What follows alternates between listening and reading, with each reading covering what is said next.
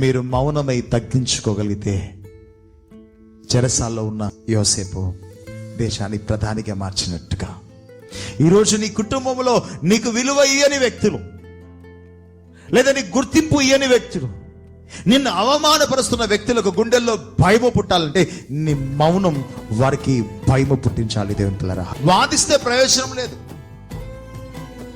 గొడవ పెట్టుకుంటే ప్రయోజనం లేదు, అరిస్తే ప్రయోజనం లేదు. నీ మౌనం ఎదుటి వ్యక్తి గుండెల్లో గుబులు పుట్టాలి అంటే నువ్వు మౌనమై దేవుని చిత్తానికి వెళ్ళేసా, ప్రభా నీ చిత్తమే జరుగునుగా కానీ ప్రార్థన చేయడం మొదలుపెట్టా. వాదించుకుంటూ వెళితే లేసా సమస్యలు ఎక్కువైపోతాయి, ఆటంకాలు ఎక్కువైపోతాయి, ఇబ్బందికరంగా మారిపోతుంది. లేసా ఏం చేయాలో మనకు అర్థం కాదు, మనమే పిచ్చోళ్ళం అవుతాం. లేసా అపవాదికి చోటిచ్చిన వాళ్ళం అయిపోతాం.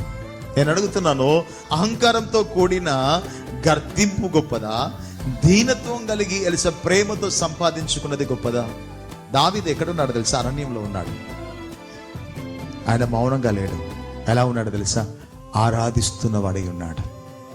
నీ శత్రువు ఎదుట మౌనంగా ఉండు, నీ దేవుని ఎదుటిగా చివరికి నువ్వు స్తుతిస్తున్న వ్యక్తిగా నువ్వు మారిపోవు. నీకు వ్యతిరేకంగా ఉన్న వారి ఎదుట మౌనమై ఉండాలి, కానీ దేవుని యొద్దకు వచ్చే వారికి నీ నోరు స్తుతిస్తూ ప్రభుని ఆరాధిస్తున్న నోరై మారిపోవాలి. దావీదు మౌనం సౌలు గుండెల్లో గుబులు పుట్టించింది.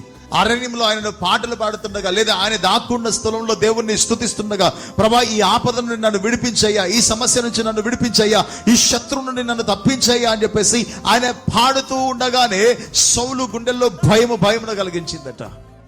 నీ మౌనం ఎదుటి వ్యక్తి నీ దగ్గరికి వచ్చి చేతులు కట్టుకునే స్థితిని నిలబెడుతుంది. నీ మౌనం గుండెల్లో గుబులు పుడుతుంది.